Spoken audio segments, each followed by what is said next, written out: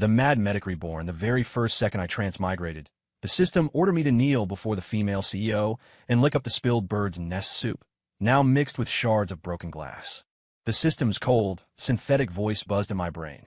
Warning, maintain the pathetic simp persona or face lethal lightning punishment. I looked at the expensive Italian leather shoe about to grind into my face and laughed. I was Kieran, the Mad Medic of the Shuro Order. I saved or slaughtered based entirely on my mood. You wanted me to be a dog? In the next heartbeat, I snatched the ankle. Amidst the sickening, wet crunch of snapping bone, I flipped a middle finger to the air. Go ahead, strike me down, because if the lightning doesn't kill me, I'm going to end every single one of them.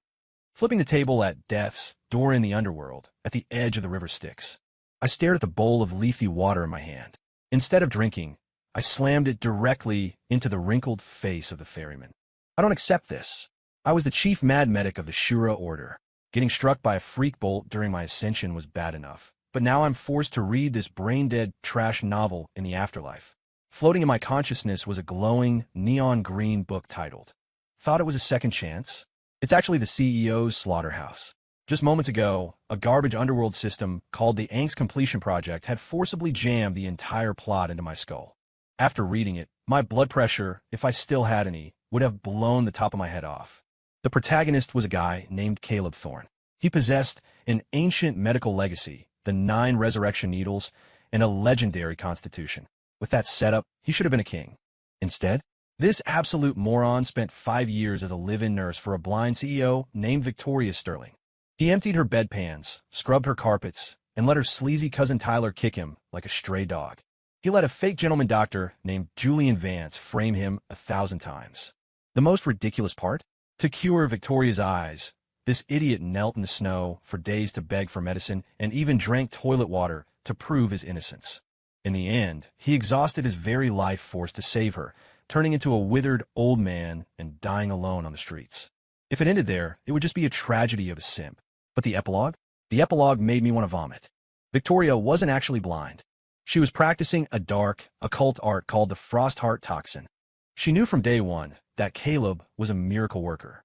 She faked the blindness and the fragility just to string him along. Why? Because that toxin required the purest devotion of a solar constitution male to nourish it, followed by absolute despair to harvest its power. Caleb's noble sacrifice was, in Victoria's eyes, just a pig finally getting fat enough for the slaughter. He wasn't her lover. He was her human battery. Ding.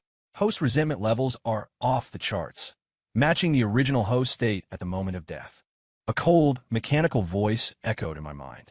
Congratulations. You have been selected as the replacement for Caleb Thorne. Transmigrate immediately. Follow the plot. Use your love to move Victoria and eventually sacrifice yourself to complete this great, heart-wrenching romance. Great romance, my ass. I snarled, flipping the bird to the void. I kill and save as I please. You want me to be the pig? I'm going to rip the spine out of this story. Binding system. Forced transition initiated. Please note. You must maintain the pathetic simp persona or face lightning punishment. A blinding white light flashed.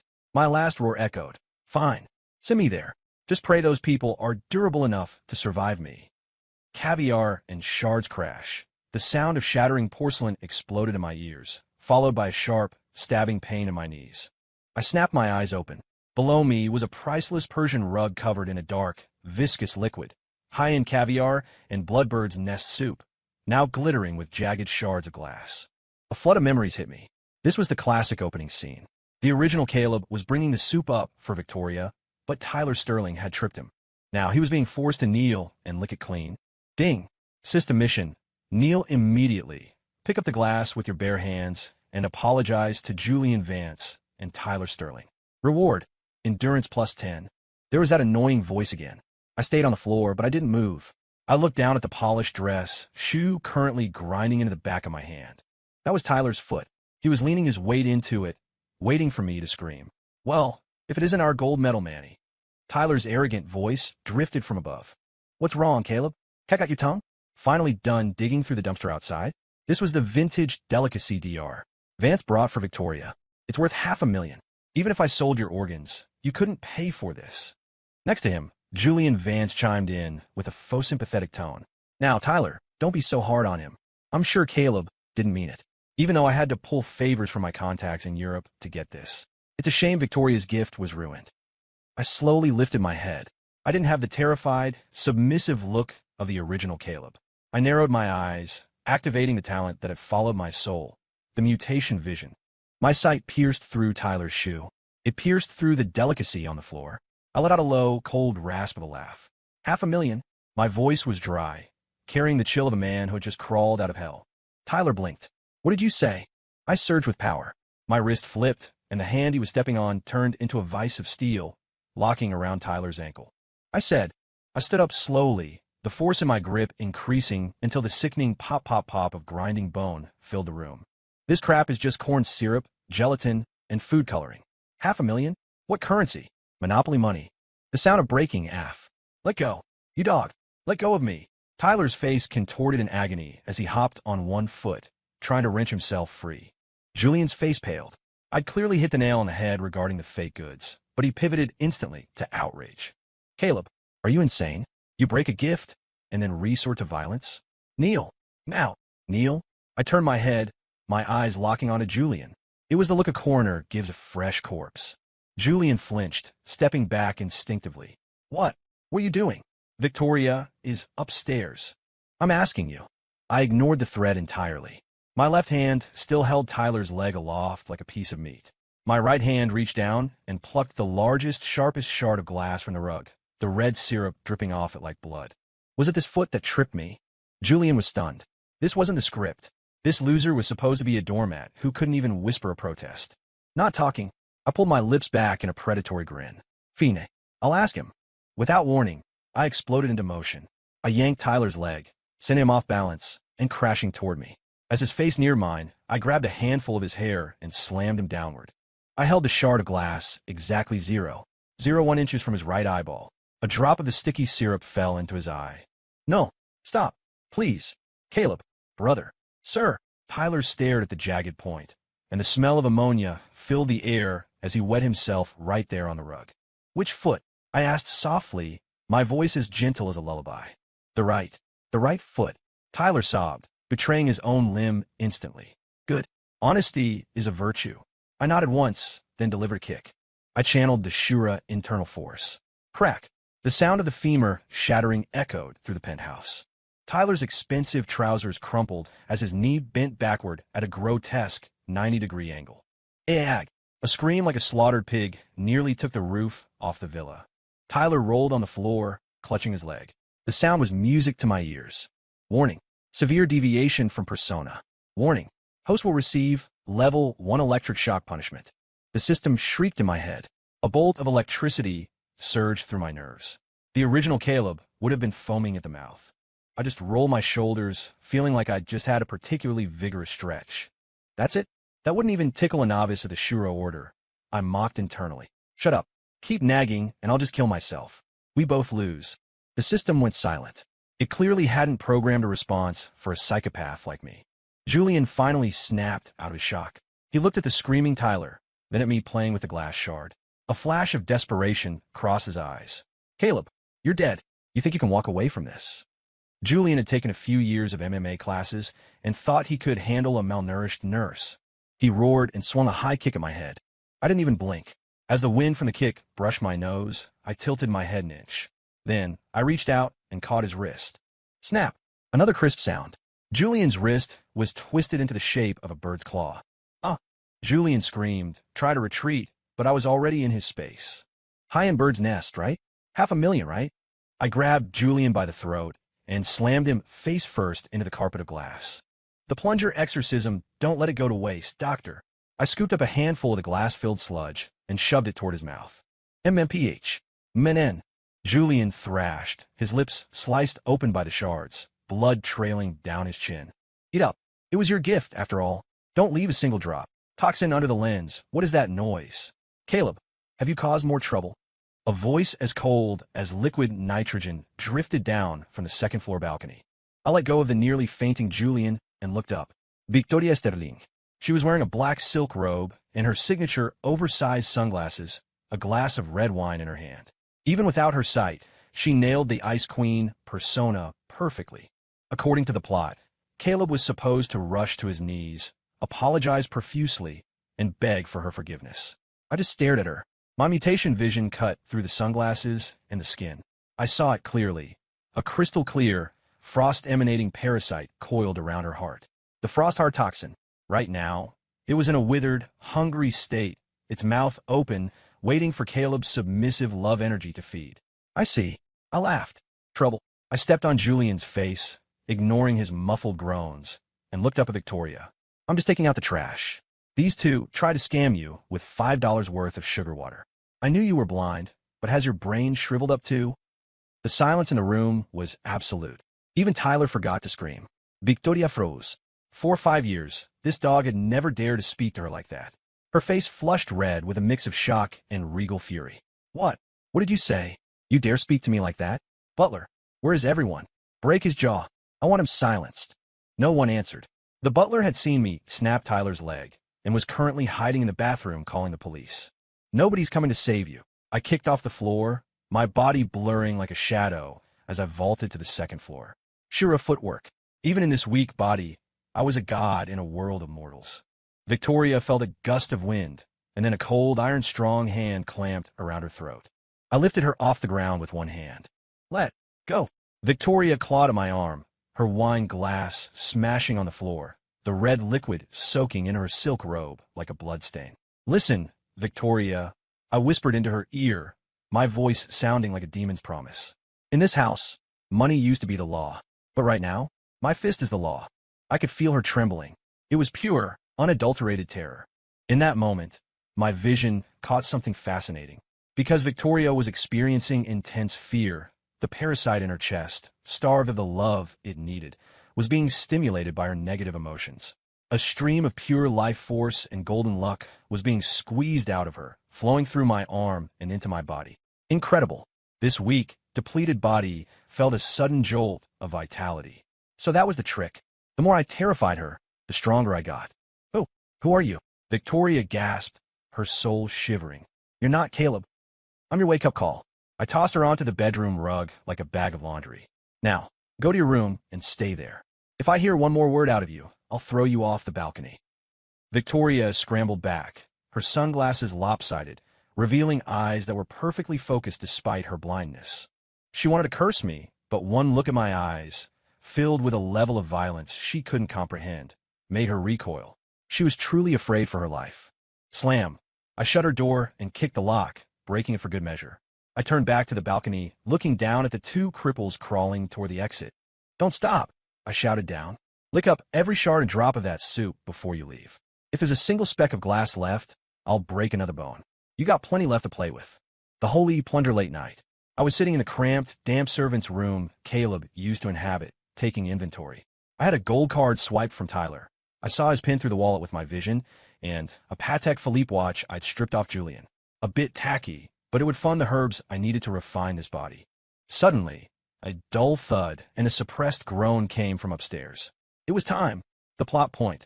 A rainy night, Victoria's toxin flares up, causing a migraine from hell. In the original story, Caleb would rush in, use his life force needles to soothe her, and then Julian would swoop in, take the credit, and claim his painkillers did the work. I toyed with a needle, a smirk playing on my lips. I had to save her. She was my portable battery. After all, can't let the battery die. But how I saved her, that was up to me.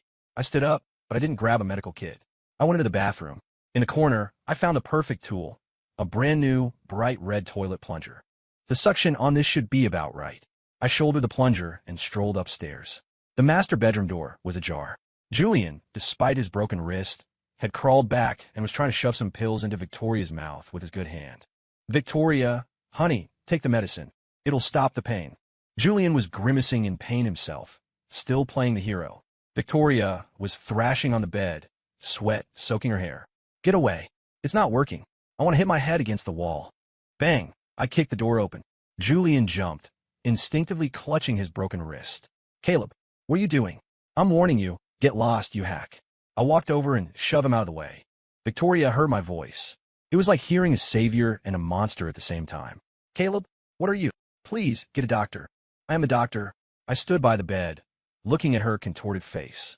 The parasite was frantically darting around her brain, inducing phantom pain. Want to be cured? $1 million. Transfer it now. Not a penny less. I pulled out Tyler's phone and showed her the QR code for Venmo. Julian was aghast. You're asking for money? You're a nurse. I'm your nightmare. I snapped. You paying or not? If not, I'm leaving. Victoria's trembling hand grabbed her phone. Under the fear of death, money didn't matter. She unlocked it with her fingerprint and sent the transfer. Payment received. $1,000,000. Music to my ears. Excellent. Welcome to VIP service. I pocketed the phone and raised the plunger. Hold still. This is negative pressure toxin extraction. I channeled a burst of Shura force and slapped my palm on her forehead. Smack! The blow was loud and stunned her into silence. But the force surged into her skull, physically rattling the frost energy and dispersing it. It wasn't healing, it was a violent suppression. Then, I pressed the plunger onto the top of her head. Fwhip! Suck! I pulled with all my might. It looked ridiculous, but with the Shura force, the suction pulled the dispersed frost energy through her pores and into the rubber cup. Victoria felt like a sledgehammer had hit her head, followed by a scalp-tearing sensation. But then, the agony vanished. In its place was a throbbing, red circle on her forehead and a stinging scalp. Done. I pulled the plunger off with a satisfying pop. Victoria collapsed back, gasping, her eyes vacant. She touched the giant red welt on her forehead, her hair a bird's nest. How do you feel? I asked with a smile. Victoria looked at me, her terror deepening. This man had slapped her, used a toilet tool on her head. And yet, the pain was gone. Terror value plus 100. Another wave of warmth flooded my body. Caleb, she whimpered, shrinking into the corner of the bed. You have your money. Can you leave? Not yet. I turned to Julian. Dr. Vance, that wrist of yours looks a bit lopsided. As a doctor, my OCD won't allow it. Julian let out a shriek and scrambled out of the room. Madman. Murderer. The hospital run after dealing with the trash at home. I checked the time. No more mercy 10 p.m. In the original story, this was when Nurse Brenda, the wicked head nurse, was scheduled to pull the plug on my sister's ventilator. All because the original Caleb hadn't paid the bills. Lily. As I spoke the name, my heart gave a sharp, phantom throb. It was the original host's lingering obsession. His only family. His only red line. Don't worry, I whispered, pressing a hand to my chest. Since I have your body, your sister is my sister. Anyone who touches her dies. I grabbed Tyler's keys, went downstairs, and roared off in his flashy red Ferrari. Will I get arrested for car theft? Maybe, but they have to be able to walk to the police station first. The secret of the syphilitic Dean Silver Creek City General Hospital, ICU hallway. Still no payment? Is that loser dead? A shrill voice pierced the hallway. Nurse Brenda, a woman whose face was more foundation than skin, was barking at the junior nurses. Tell the techs to cut the oxygen for that brat. She's taking up space and missed her. Sterling has a relative waiting for a bed. But, Nurse Brenda, she'll die if we pull the plug, a young nurse whispered. Then she dies. Is a poor person's life even a life? Brenda rolled her eyes. That Thorne guy is just a dog for the Sterling family. You expect a dog to find $50,000. Clack. A stainless steel clipboard sliced through the air with a whistle. It slammed squarely into Brenda's heavily powdered face. Aff! She screamed as her nose bone shattered. Blood sprayed across her white uniform as she stumbled back and collapsed onto the floor. The hallway went dead silent. Everyone turned toward the elevators. I walked out, hands in my pockets. I'd parked the Ferrari illegally across the hospital entrance. Not my car, not my points. Who? Who hit me? Brenda wailed, clutching her face. Security? Where is security? I stood over her, looking down. Who are you calling a dog? Brenda peered through her fingers and recognized me. Her shock turned to rage. Thorne, you gutter rat. You dare hit me? You're finished. Your sister is dead today. Not even God can save her. She scrambled to get up and reach for the ward door. I raised my foot and stomped on the hand she used to reach for the handle. Crunch. The sound of finger bones pulverizing was loud in the quiet hall. If that mouth can't speak like a human, you don't need it. I leaned down, picked up the bloody clipboard, and smashed it across her face again. This is for Lily. Smack. This is for Caleb. Smack. And this is because I don't like your face. By the third hit, Brenda was unrecognizable, unable to even scream. The dean's secret stop. This is anarchy. A flurry of footsteps approached. The hospital director, Richard Miller, a balding, portly man, arrived with a squad of security guards. He pointed a finger at me with practiced righteousness. Who is this thug? Arrest him. Call the police. The guards closed in, batons drawn. I let go of the unconscious Brenda and turned to Miller. Mutation vision on. Lines of data flickered over the director's head. Name, Richard Miller. Diagnosis, severe kidney deficiency, stage 2 syphilis, active, fatty liver. Recent activity, accepted a $50,000 bribe from Julian Vance to arrange illegal clinical trials. Director Miller, quite the performance, I said, smiling a way that made the room turn cold. You know me, Miller stammered.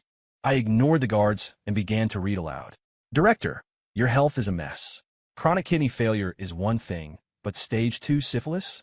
TSK. Does this have anything to do with your new intern secretary? I saw her earlier. She looks a bit toxic herself.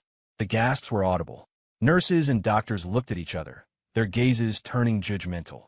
Miller's face turned the color of a beet. You're lying. Slander. That's slander. Is it? Why don't we run a blood test right now? I stepped forward, looming over him. And that $50,000 kickback Julian gave you, is it still in your office safe?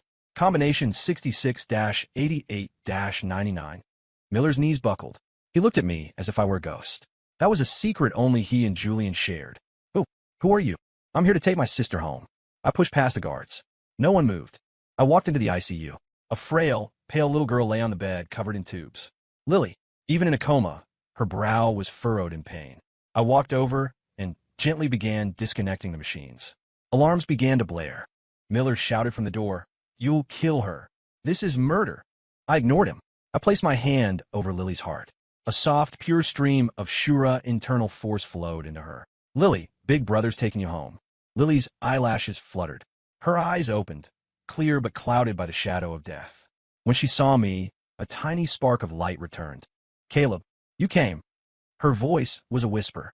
Yeah, I'm here. No one's going to hurt you anymore. I scooped her up. She was as light as a feather. I wrapped her in my jacket. As I walked out, I looked at Miller. Tomorrow morning, someone will be looking at your books. Pray that 50,000 turns into funeral money for yourself. With that, I walked out of that place of antiseptic and rot. Rotten Tomatoes was 1:00 a.m. when we got back to the Sterling Villa. Victoria and Julian weren't in the lounge. One was probably questioning her reality. The other was at a clinic getting his bones set. I carried Lily straight into the guest suite. The luxury one meant for VIPs. Caleb, is this a princess room? Lily whispered from the covers, her eyes wide with fear and wonder. Will we be kicked out? Seeing her so scared made my blood boil. This is our home now. I touched her head and pulled out my needle kit. Hold on, Lily. I'm going to fix you. The original Caleb had the skills, but he was too afraid of the Sterlings to use the aggressive treatments Lily needed. I didn't care. I used the 9 soul-seeking needles. After a few minutes, Lily coughed up a glob of dark, stagnant blood. Her face stayed pale, but her eyes were sharp. Caleb, I want a burger, she whispered. You got it. A big one tomorrow. The door slammed open. Victoria stood there, the red plunger mark still visible on her forehead, looking both ridiculous and furious. She smelled the blood and wrinkled her nose. Caleb, who gave you permission to bring this brat into the guest suite? Victoria hissed. This room is for important guests. She's covered in germs.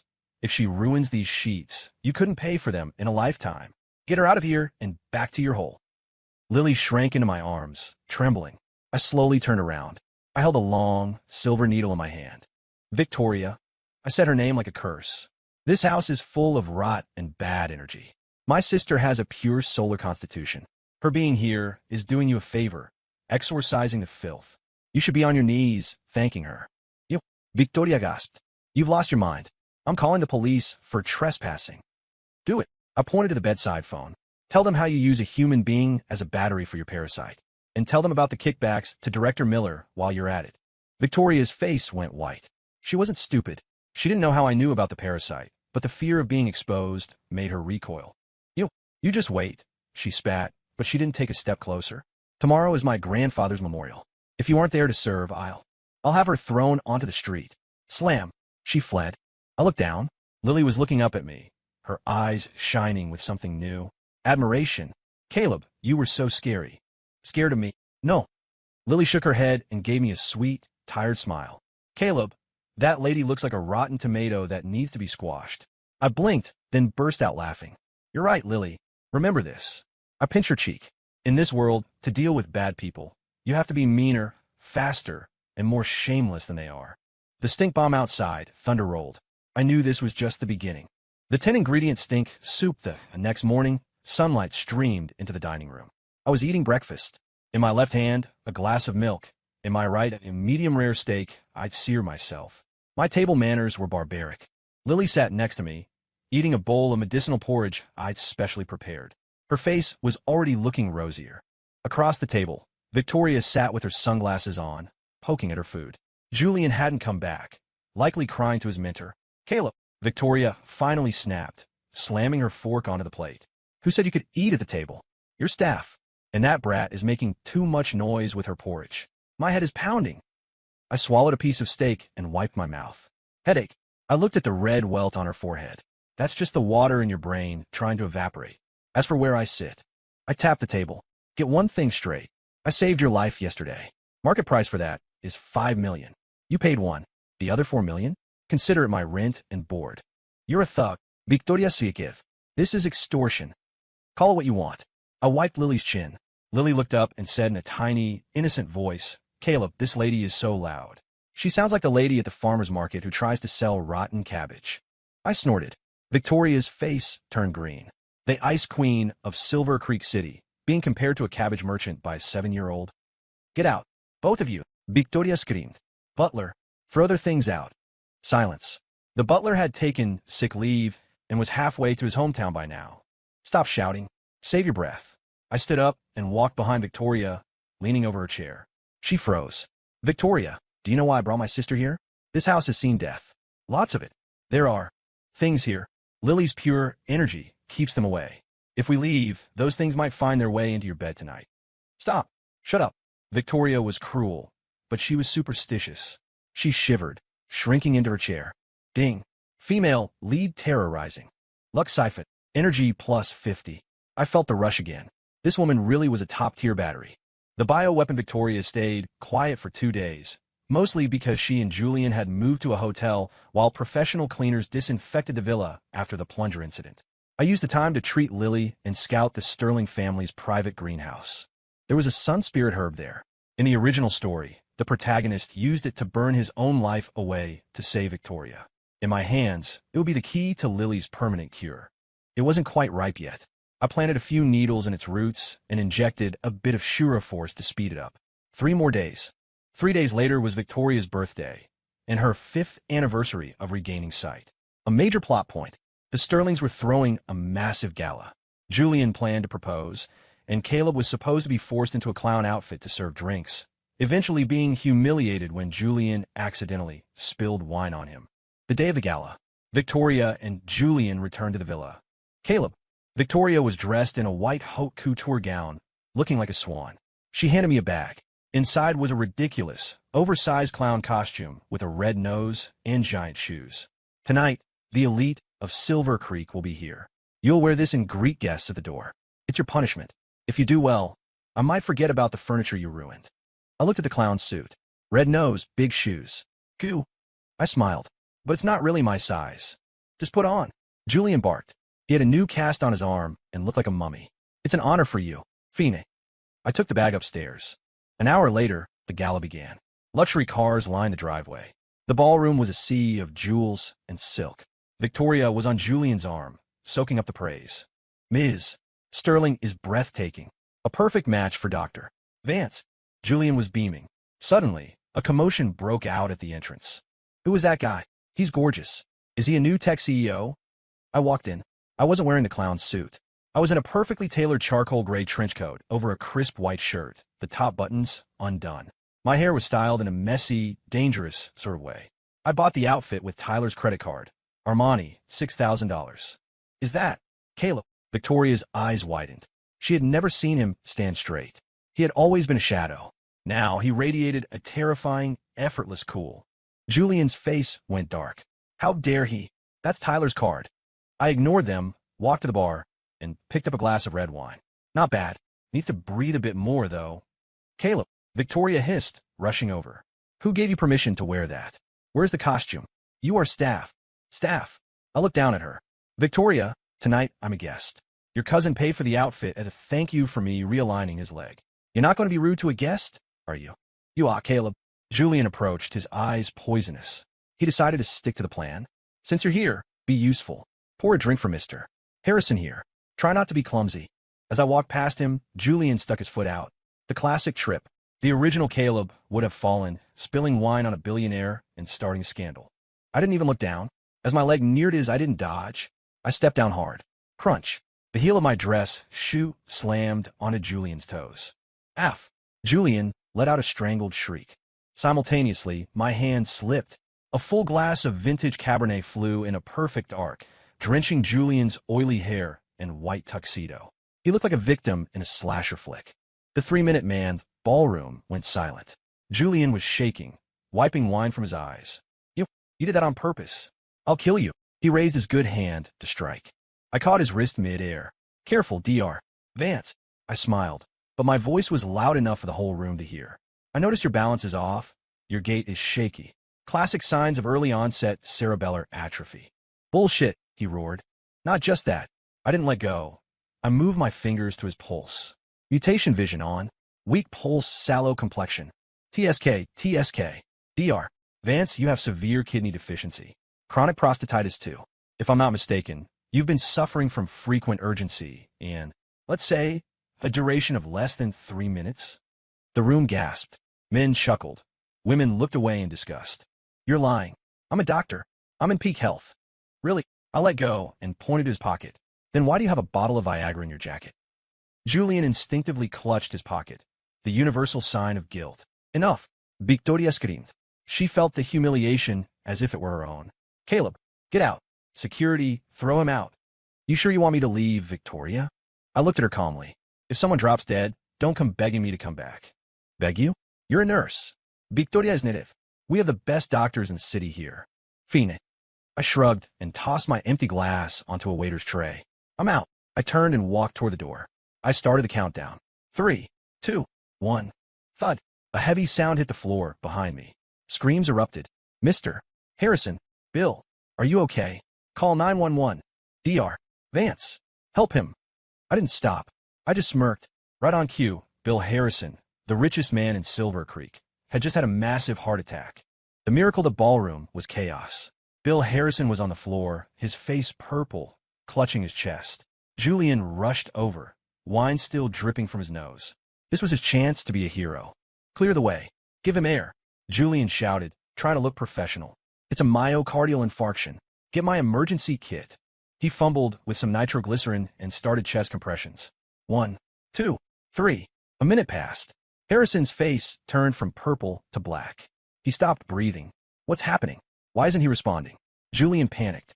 Adrenaline. Give me an EpiPen. His hand was shaking so hard he couldn't even find a vein. Move over, amateur.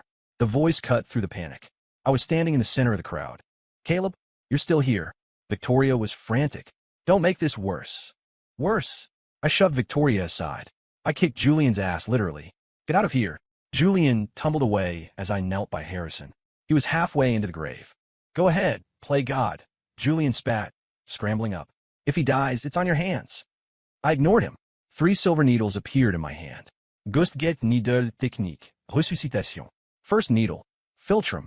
Second needle, inner gate. Third needle, solar plexus. I moved like lightning, each needle carrying a spark of Shura force. Gasp. As the third needle hit, Harrison's body arched. He let out a massive, ragged breath. He's alive. He's breathing. Harrison's color returned instantly. His eyes fluttered open. What? What happened? I pulled the needles and stood up. Nothing much, Bill. The Reaper tried to collect, but I didn't sign the paperwork. Harrison was weak, but lucid. He saw Julian holding a shaking syringe and saw me standing there, calm as a monk. He knew who saved him. He grabbed a checkbook from his assistant. A gift. For my life. He whispered, scribbling a number. I took the check. $10 million. Not bad. Sure, a medical clinic. I flicked the check, the sound crisp in the silent room. I turned to the guests, then to the pale Victoria and Julian. Everyone, let me introduce myself. I am Caleb Thornton. As of today, I'm no longer a nurse. I pointed at Victoria. I've just fired my employers for wage theft, abuse, and being medical frauds. If any of you have an ailment, rare diseases, or personal issues, I glanced at Julian's crotch. Come find me. I don't represent the Sterlings. I represent the Shura Clinic. You. Victoria was trembling so hard she couldn't speak. The dog she thought she owned had just slapped her in front of the world and declared his independence. More importantly, I felt a surge of warmth in my core. Ding! Female lead in extreme panic. Luck siphon. Solar body upgrade. 5%. I gave Victoria a brilliant smile. Don't get too angry, Ms. Sterling. It's bad for the liver. Causes wrinkles. Oh, and your eyes? They're clear now, but keep glaring at me like that. And you might just go blind for real. I walked out of the Sterling Villa with a $10 million check and the awe of the city's elite following me. The game was finally getting interesting. The truth of the Toxin after the gala. The Sterling Villa fell into a strange, heavy silence. Julian and Tyler were terrified. I held too much dirt on them. One night, Victoria did the unthinkable. She invited me to dinner. The table was filled with delicacies and a bottle of vintage Lafite. Caleb, Julian said, his face still covered in bandages. He forced a smile. We were wrong before. We're family. Let's put the past behind us. Drink with us. Tyler added, Yeah, Caleb. I was young and dumb. This wine has been in the cellar for a decade. Try it. I looked at the wine. Through my vision, it glowed with a faint, sickly blue light. A neurotoxin. It would paralyze the central nervous system, turning a man into a living vegetable, a blood bag they could keep in the basement and drain for Victoria's parasite. Cruel. I looked at Victoria. She was elegantly cutting her steak, a cold smirk hidden behind her shades. She wasn't just a witness. She was the architect. Scared to drink? Victoria mocked.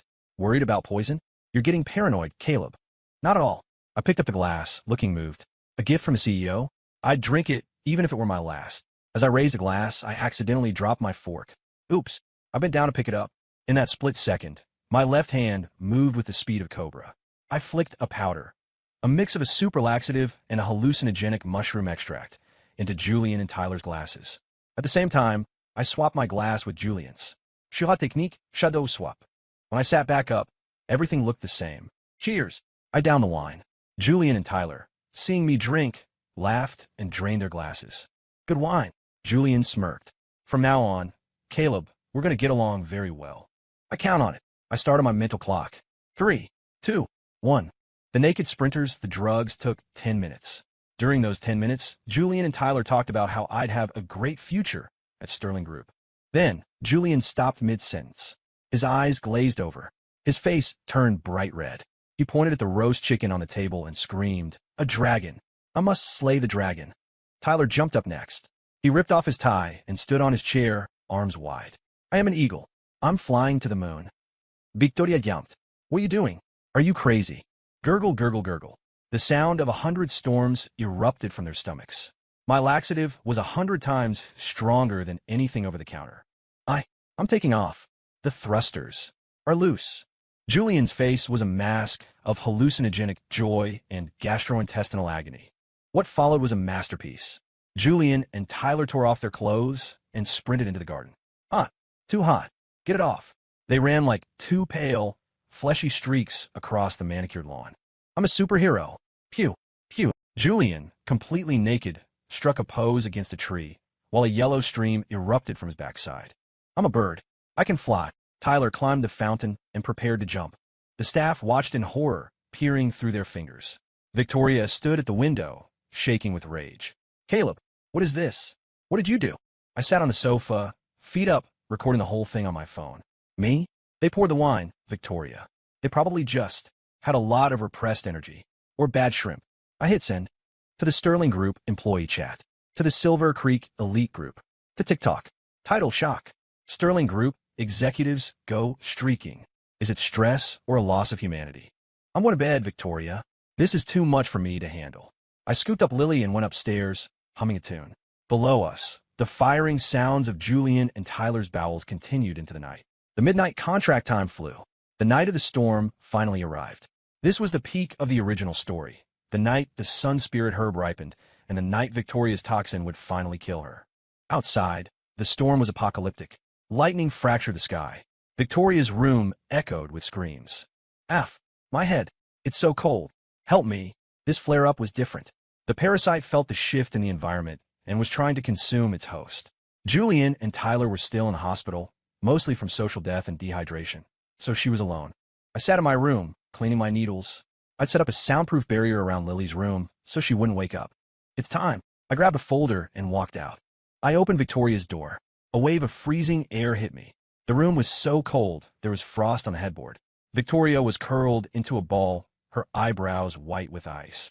Save me, please. I'll give you anything. I sat in a chair by the bed. You look like you're having a rough night, CEO. Victoria opened her eyes. Even though she was blind, she looked toward my voice. Caleb, help me. You saved me before. I can't, I said, tossing the folder onto her pillow. But the price has gone up. The dragon's toll money. I'll give you whatever you want. She reached for the folder. It's not just money. I turned on my phone's flashlight, illuminating the document. This is a transfer of 51% of Sterling Group. Also, a signed confession stating that I saved your life 5 years ago, not Julian. And an admission that you've been abusing me for years. You're a monster. Victoria gasped. The company is my life. Never. Then die. I lean back. In 5 minutes, the frost hits your heart. Not even a god can save you then. How does it feel? Like needles in your brain? Aakak, Victoria screamed, her body arching like a bow. The fear of death broke her. I'll sign. Just stop the pain. I put the pen in her hand and guided her fingers. She signed and thumbprinted the document. I tucked it into my jacket. Good. Now that you're technically my employee, I can't let you die. The toad, treatment saver? Sure. But I wasn't going to use the noble sacrifice method from the book. I pulled out a glass jar. Inside was a neon green, warty toad. A poison fire toad. Victoria, this is going to be a bit intense. I didn't feed her the toad, obviously. I squeezed 3 drops of its toxic secretions into her mouth. MMPH. Her eyes bulged. It tasted like liquid fire. Then the needles. Chira sous le piercing technique. I didn't take her clothes off. I just drove the needles through the silk. Head, core, feet. It was a violent counterattack. I used the toad's fire toxin and my Shura force to ram through the frost like a bulldozer. Boom! Victoria's body jerked, as if an explosion had gone off inside her. Splat! She vomited a glob of black, frozen blood. The pain was excruciating, like being fried and then frozen. But it worked. The frost vanished. Her optic nerves, battered by the thermal shock, suddenly snapped into focus. I pulled the needles. Congratulations. You're alive. And your eyes? You'll be seeing perfectly by morning. I didn't tell her the side effect. If she ever felt a murderous intent toward me, the toad toxin would flare up, making her feel like 10,000 ants were eating her heart. My little insurance policy. I walked out. The real show was just beginning. The scouring of the garden, the rain was pouring. I walked to the Sterling Back Mountain Garden. It was a restricted area, guarded by 12 men. They rushed me. Stop. Who is? I waved my hand. A cloud of sleep dust drifted through the rain. 10 seconds later, 12 guards were sleeping in the mud. I pushed open the greenhouse doors. The smell of herbs was intoxicating. In the center, the sun spirit herb was glowing like a coal. I dug it up carefully and put it in a jade box. I looked around. Century-old ginseng, rare mushrooms, sacred lotuses. The Sterling family's wealth was all here. No sense leaving this for them to ruin. I pulled out a massive storage bag. Rip it up. All of it. I went through that garden like a plague of locusts. I took the herbs, the roots, even 3 layers of the nutrient-rich soil. 30 minutes later, the world-famous Sterling Medical Garden was a barren mud pit. I left a note on the central rock. Thanks for the gift. You're a real pal. Shura Clinic. The battery is leaking morning. The rain had stopped. Victoria woke up to a world of color. The chandelier, the black blood on her sheets. She could see. The joy lasted 10 seconds. Then the memories hit. Caleb, the contract, the toad, the needles. Caleb, I'll kill you. AGH. As soon as the murderous thought formed, her heart seized. She collapsed, sweating. What? What is this? She tried to think of killing me again. F. The pain was worse. She realized she couldn't even hate me without dying. She stumbled downstairs. The villa was empty. Caleb and Lily were gone. A guard ran in. Ms. Sterling. The garden. It's... She rushed to the back mountain. Seeing the mud pit and the note, she vomited another mouthful of blood. Caleb, I will tear you to pieces. F. She hit the ground, clutching her chest, trapped in her own body. The wrong kidnapping, the confrontation was inevitable. That afternoon, Victoria arrived at my new mansion, bought with Tyler's card, with a squad of new guards. I was having tea while Lily played on a swing. Caleb, you thief. Give back my herbs. Give back the contract. Victoria screamed. I sipped my tea. CEO, congrats on the eyesight. Shame about the brain, though. Seize him. Before they could move, I snapped my fingers. The mansion door opened, and a man was thrown out, tied up with a smelly sock in his mouth. Julian Vance. He tried to run, but I caught him. Before you do anything, Victoria, watch this. I turned on a giant outdoor TV. The truth revealed first video. Julian swapping high-end ingredients for fakes in the Sterling pharmacy. Second video. Julian and Tyler in a bar, plotting to poison Victoria and split the inheritance after she died. Third, a recording. Julian's voice. The blind bitch thinks I'm her hero? Caleb Thorne was the one who pulled her from the wreck 5 years ago. I just took the credit. She's so stupid she thinks my cologne is medicinal. Once I have the money, I'm dumping her for a model. The silence was deafening. Victoria's face went from rage to shock, then to a ghostly white. Her hero, her white knight, was a parasite who wanted her dead, and the dog she had kicked was the one who had saved her life. No, it can't be. I walked up to her and stepped on Julian's back. Victoria, you thought you were playing a slaughterhouse game? You thought you were the one growing the parasite. You were the one in the jar. Julian was growing you. Tyler was growing you. Even, I was growing you. You think you can see now because your plan worked? No, you see because I let you see. I saved you not for gratitude, but so you could look at this piece of trash. I pointed at Julian and realized that the man you chose is garbage, and the man you threw away is a god you can never, ever reach again. I waved my hand. A gust of wind blew Victoria and her guards out the gate. Get out. Take your trash with you. The gate slammed shut. Victoria's sobbing echoed from the street. I turned back to Lily. Lily, what do you want for dinner? Burgers. Let's get burgers.